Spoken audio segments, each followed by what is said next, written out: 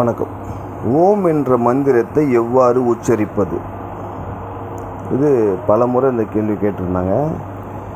ஓம் என்ற மந்திரத்தை சொல்லும்போது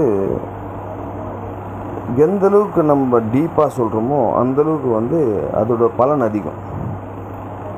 ஏன்றதையும் சொல்கிறேன். என்னென்னா, நம்ம மூச்சு காற்றை உள்வாங்கி ஓம் என்று சொல்லும்போது உடம்பு நரம்பு எல்லாமே ப்ரெஷர் ஏற்படுது. அந்த ப்ரெஷர் கிட்டத்தட்ட ஒரு மோட்ரு போட்டு விட்டால் எப்படி இருக்கும், ஃபுல் ப்ரெஷரில் தண்ணி வெளியே போகும். ஸோ அதுபோல் ஃபுல் ப்ரெஷராக பிளட் சர்க்குலேஷன் ஸ்டார்ட் ஆகிடும்.